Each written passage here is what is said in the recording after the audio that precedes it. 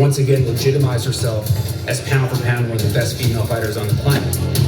I'm putting my belt on the line, so I think people should tune in because they can see me silence a person that talks a lot of trash. I am getting that belt back around my waist and becoming champion again. Hey Sandy, thank you for finally growing some balls and accepting this fight. Bad decision for you, awesome for the fans. Can't wait to punch that filler out of your lips.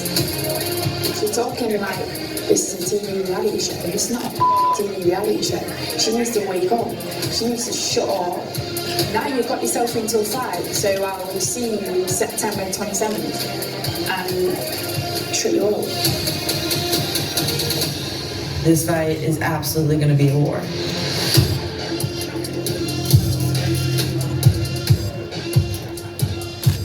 I agree with you there, Mikaela Mayer, at the end of that feature. It will be a war. It's going down on Friday night right here from the theater at Madison Square Garden. I'm Christina Poncher. I am joined now by the WBO welterweight world champion representing Darby, Sandy Ryan, and the challenger this week, former unified world champion, Mikaela Mayer. I can feel the tension already up here. This is the first time both ladies have sat on the stage, have been this close to each other since the fight was announced. And Champ, I'm gonna start with you. We saw a picture this week of you and Mikaela back from the amateur days. Things used to be a little bit more cordial between the two of you. Your thoughts on kind of your past relationship prior to the fight being announced with Mikaela? Is that how you do it over here? You start with the champ? I thought you start with the competitor first. I want to give you the first Leave the champ till last. We'll go back and forth. Okay. What was your question, sorry? That's okay. I just thought your initial thoughts on Mikaela, as I saw a picture of you guys this week that she put out, and you guys were quite friendly with each other before in the amateur days, even had some talk over social media before things became official between you guys to fight. Yeah, we've known each other since the amateur days. I was on the Great Britain team, she's on the USA team, and we used to do training camps and spar. Yeah, so I've always respected her as a fighter. And I've always spoke that, but yeah, I don't respect her as a person now. How she's been leading up to this fight, once it got made. So yeah. Gave the champ the first word coming in this fight as the challenger, and things like she said used to be friendly between the two of you. You weren't really on her weight radar considering she was fighting up at welterweight for a while. You were coming up from 30 and then 35, but then things got real quick between the two of you, didn't it? Yeah, I mean, we do know each other from the amateur days. She said she respected me. Then you would think some type of, hey Mikaela, guess what?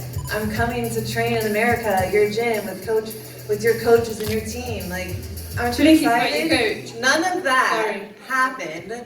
So obviously, in my mind, she knew she was doing something a little bit shady. She knew there was going to be some problems with that. And she knew I was at welterweight. It was no secret that I was at welterweight. I was slowly moving up over the year. Fought at 42, fought Tasha Jonas at 47. But Sandy, she wasn't on your radar at the time when you came to the United States, right? You've gone on and said you've been fighting at welterweight. When you came, this is not just your first or second camp, training in Las Vegas. Yeah. The first time I came over to America was for the Jessica McCaskill fight, and Mikaela was not at 147 then, so what she's just said there, I let you all decide on your opinion, but there you go. I come over, why did I never come over here to trouble Mikaela Mayer? I come over here to better my own career. You see a lot of fighters, top end fighters, UK fighters come over to America because the training is great here, the sparring is great, the trainers are great. Like, you see fighters doing that to better their career, and that's exactly what I did. But you knew that you were coming to my gym, and you knew that it was kind of a stepping on my toes. Yeah, but you wasn't at 147 when I came over, so... I was literally away fighting Natasha Jonas at 147 No, the first time I came over. Not the first time you came over, the second time.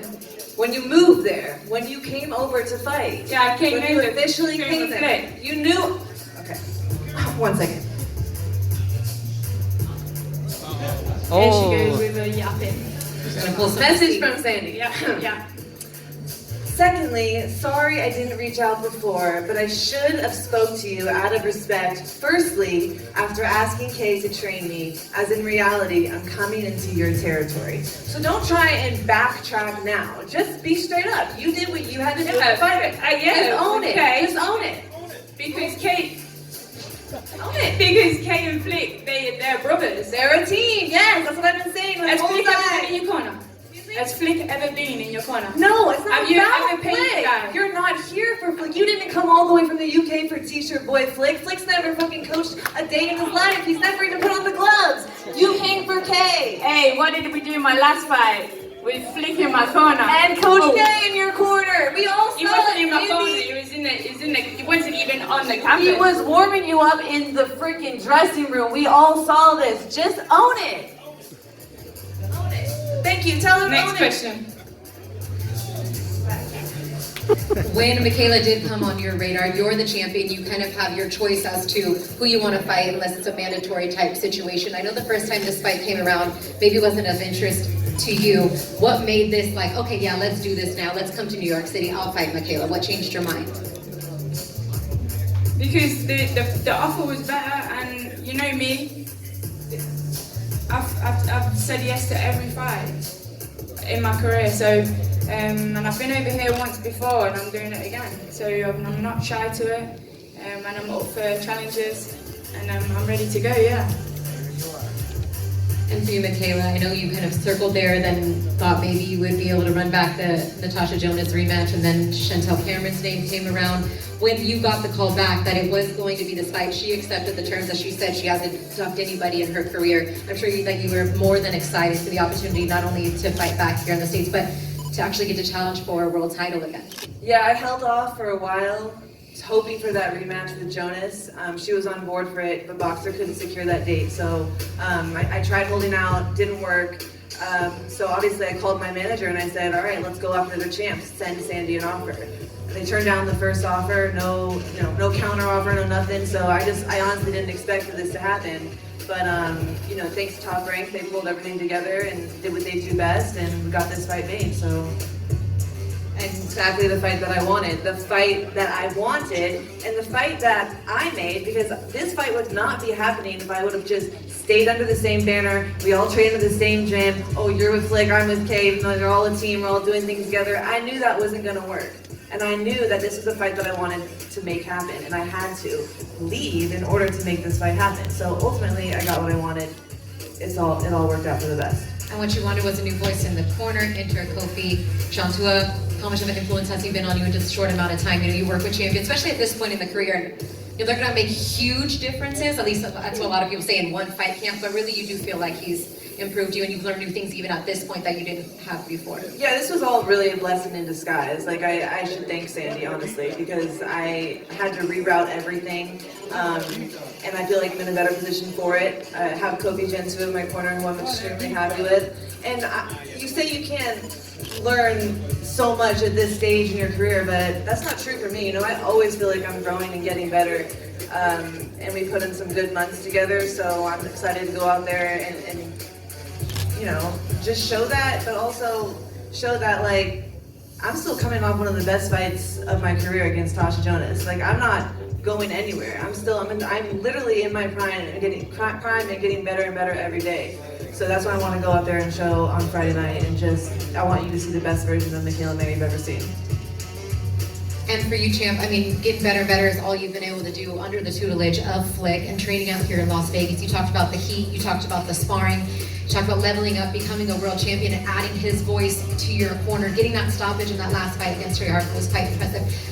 How much do you feel like he's made you better and you've been able to level up since having that voice in your corner and being in Las Vegas and kind of getting out of your comfort zone alone, away from family, away from friends, making that ultimate sacrifice?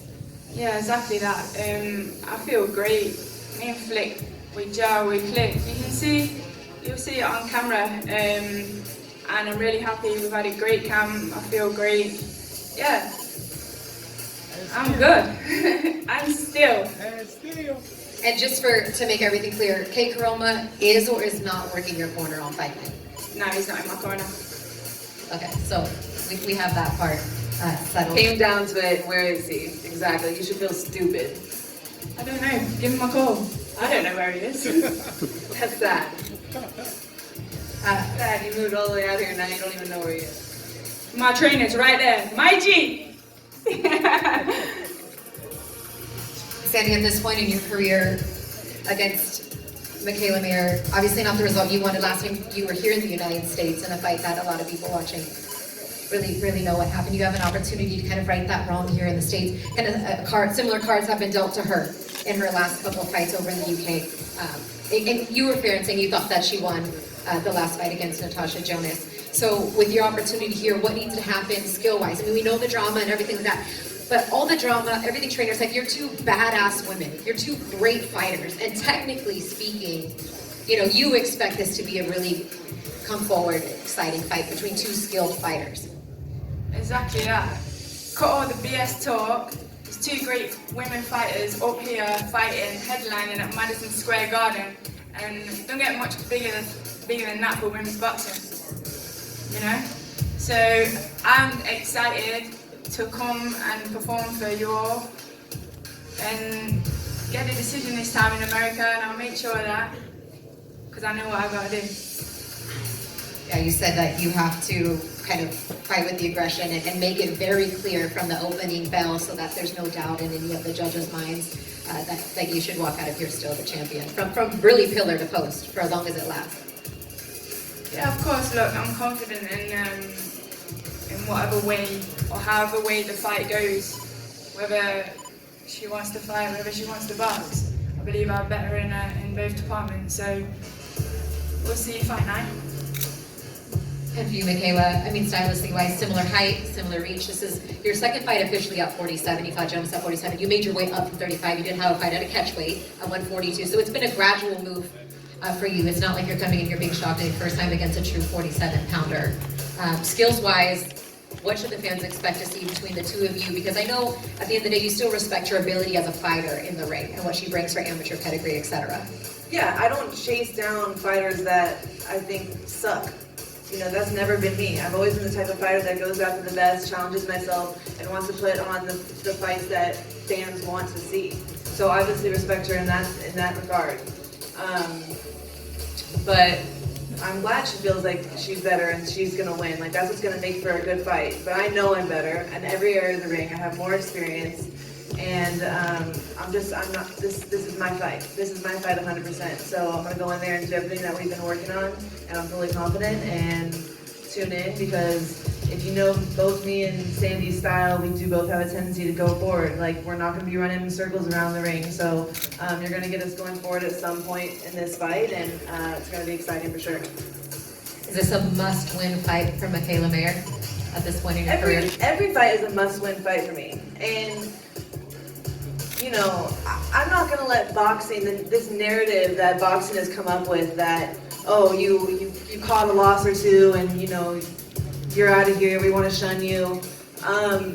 Why would you want to shun someone like me? I've done nothing but go out and make the biggest and best fights possible for the fans. I've never got my ass kicked. I've never been whooped, not even for a single round. Those are the types, boxing needs more people like me to keep going out there and keep challenging yourself and putting fights on that everyone is excited about seeing. So I'm not going anywhere. I'll hang up the gloves when I decide to hang up the gloves, regardless of any decision or anything. And that's what the fans, and that's what boxing should push to continue and push for. And that's the type of fighter that we should want in this sport. So I'm still in my prime. I'm fighting for the next 3-4 years at least, and gonna do everything I can before I hang up the gloves. That'll be my decision. All right, any final words regarding this matchup? We still have the weigh-ins tomorrow, of course, but anything else that you'd like to speak? Just tune in. I mean, me and Sandy, we're the top of our game right now. Women's boxing is at the top of its game right now. This fight, you're gonna have two very highly skilled female boxers, like you said, amateur pedigree, professional experience. It's great for the sport. Once again, the women are doing their thing, putting on the fights that everyone wants to see. So, you know, kudos to everyone who helped get this fight done, and just don't miss it. Champ, I started with you and I will end with you. I'll give you the final word here. Just your final thoughts on the matchup and why everybody should make sure they're either at the theater at Madison Square Garden on Friday night or tuning in on ESPN or Sky Sports. Yeah, exactly what she's just said. It's a great fight, both at the top of our game, and it's definitely going to be an exciting fight because I'm coming for war. All right, that it will be. Thank you, ladies, for joining me on this stage. I appreciate it. Sandy Ryan, the champ, Mikaela May, the challenger, are going to face off for the first time this fight week. We will see you tomorrow live for the weigh-ins right here from the theater at Madison Square Garden at noon Eastern. You won't want to miss it. For Mark Chinook and our entire crew, I'm Christina Poncher. Thank you for joining us. Stay tuned for this face-off, and we'll see you tomorrow. Let's go, G! And still!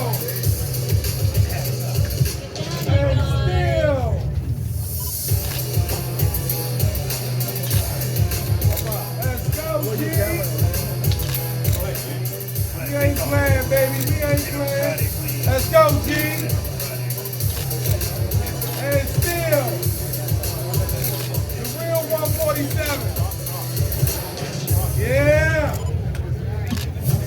Too late now. Gotta back all that talking up.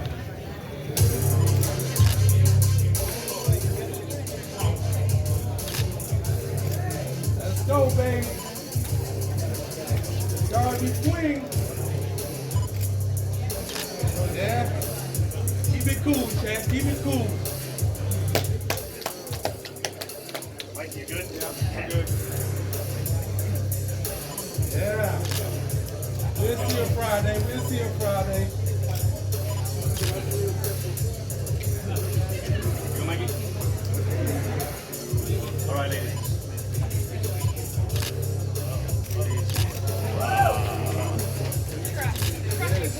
Yeah.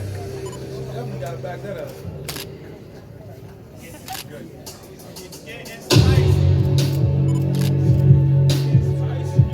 Every fight means everything to me, but obviously there's certain fights that